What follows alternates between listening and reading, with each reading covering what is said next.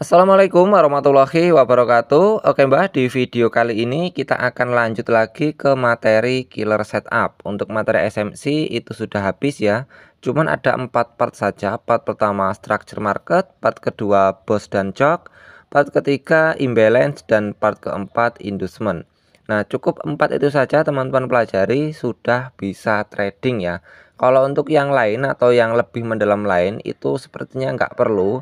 Itu Simbah ambilkan yang inti-intinya saja untuk bisa memudahkan kita mengambil setup, karena jika kita membahas seluruh dari smart money concept atau dari yang hal-hal terkecilnya, itu saya yakin teman-teman yang baru terjun di forex itu malah bingung, bukannya bisa, yang ada malah tambah puyeng. Jadi keempat part tersebut sudah Simbah sederhanakan, semoga bisa teman-teman pelajari. Dan di video kali ini kita akan beralih membahas mengenai killer setup atau bagaimana cara kita entry tepatnya untuk mencari support dan resisten terkuat. Nah, jadi support atau resisten atau SNR itu apa sih, Mbak? Nah, jadi ada sedikit perbedaan ataupun kesamaan baik itu SNR ataupun SND. Jadi SNR sendiri atau support resisten itu merupakan level harga ya, Mbak ya. Level harga atau harga tertinggi dan harga terendah itu diukur dari shadow. Misalkan untuk gold ya, untuk harga terakhir kemarin paling tinggi itu di angka ini, harga tertingginya yaitu pada 2048 ya Mbak ya. Sedangkan untuk harga terendahnya setelah terbentuk harga tertingginya itu di angka 2021. Nah, itu merupakan level SNR atau level support dan resisten. Sedangkan untuk SND itu adalah zone atau area. Nah, biasanya jika terbentuk sebuah support dan resisten di dalam SNR tersebut atau di antara zona tersebut itu ada zona demand area dan juga zona supply area. Nah, ini juga berhubungan dengan cara menentukan structure market. Jadi jika teman-teman ingin mencari supply area atau demand area, pastikan harus sudah menemukan high dan low yang valid.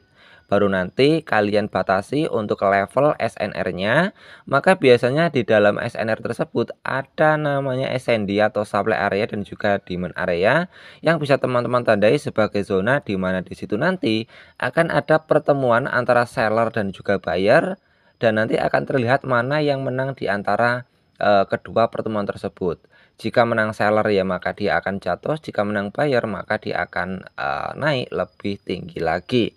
Nah, konsep yang akan kita pelajari di sini adalah mencari SNR terkuat itu seperti apa. Nah, SNR yang paling kuat itu jika di sampingnya atau pembentukan SNR-nya itu sudah terbreak dan terbentuk sebuah zona base atau zona order block. Oke, kita cari contohnya saja biar nggak terlalu bingung. Kita geser-geser, siapa tahu ada Mbak. Karena kadang itu susah terbentuk. Oh, ini ada. Nah, ini merupakan level atau level support ya Mbak ya. Level support yang tadinya itu terbentuk dari yang sebelah sini ya. Ini level support, jadi satu kali support terbentuk, turun, naik lagi ya, mantul lagi pada area supportnya, lalu break. Tetapi sebelum break dia di sini membentuk sebuah zona base.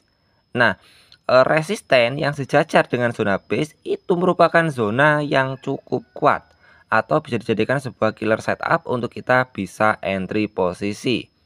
Nah, untuk zona base-nya sendiri itu teman-teman bisa langsung marking ya.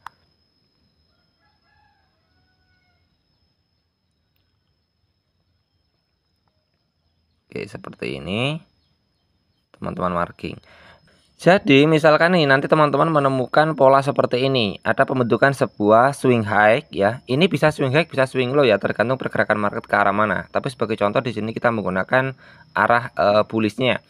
Misalkan ada swing high ya, lalu dia turun lagi, lalu high-nya ini nanti ini kejebol, tetapi sebelum menjebol dia membentuk sebuah area base, maka area ini bisa teman-teman tandai ya, bisa teman-teman tandai. Karena ini menjadi zona yang cukup kuat banget untuk menahan pergerakan dari si market itu. Karena kenapa? Karena level SNR-nya itu sejajar dengan zona base atau zona order block, maka zona ini kuat banget untuk menahan pergerakan selanjutnya. Rata-rata saat pergerakannya itu cenderung naik, dia akan turun kembali mengambil liquidity pada SNR yang sejajar dengan zona base sebelum melanjutkan kenaikannya. Ini teman-teman bisa lihat, dia turun, saat menyentuh dia mantul naik. Nah, saat ada formasi seperti ini, teman-teman bisa menandai untuk zona-zonanya. Nah, di sini zona base-nya ya, ini merupakan entry entry di tengah, atau kalau mau entry di awal ya bisa saat dia masuk di sini teman-teman bisa entry. Lalu untuk stop loss-nya itu teman-teman turunin ya di sekitar sini, yaitu tepatnya di bawah dari pembentukan base ya, rally base rally, di bawah sumbu pembentukan base. Lalu untuk TP-nya teman-teman bisa menggunakan risk reward-nya itu 1:2. Jadi kurang lebih ada pada zona ini. Jadi ini merupakan scalping cepat yang nggak cepat-cepat amat, lebih lama dari gebuk maling. Kalau gebuk maling kan kita hanya mengandalkan price action. Kalau ini scalping cepat ya, tetapi ya nggak cepat-cepat banget ya. Palingan ya nggak sampai setengah hari kita sudah bisa TP, Pak. Ya, karena kita menggunakan patokan di TFM15. Jadi kemungkinan setengah hari kita juga sudah bisa profit. Lalu Mbak, apakah konsep ini atau SNR plus order block ini setiap ada kemunculannya seperti ini akan selalu tepat Mbak untuk analisanya? Dia akan selalu mantul. Itu kita nggak bisa memastikan ya Mbak ya, nggak bisa menjamin 100% karena di dalam dunia trading metode ataupun teknik itu hanya sebagai alat untuk meningkatkan high probability kita dalam setiap kali entry posisi. Untuk setup ini sendiri itu bisa berhasil jika tidak ada news Mbak. Tetapi kalau ada news ya kita nggak bisa bilang apa-apa lagi. Misalkan sudah terbentuk pola seperti ini, lalu tiba-tiba ada news, ini bisa saja kebanting. Makanya kita harus bisa mengatur risk management yang bagus. Kita bisa menggunakan risk reward 1:2 untuk berjaga-jaga. Karena jika misalkan ini kan sudah manis banget ya, dia membentuk sebuah high, lalu membentuk sebuah order block, dia terbreak, dia retest. Nah, ternyata retestnya ini berbarengan dengan news, itu kadang-kadang bisa hilang tuh konsep atau setupnya. Oleh sebab itu kita wajib memasang stop loss sebagai penyekat resiko kita, kayak gitu Mbak. Jadi tetap kita menggunakan risk management yang bagus, karena mau pakai metode apapun, mau pakai teknik apapun, sehebat apapun itu, jika risk management kita gagal ya maka kita gagal juga dalam trading.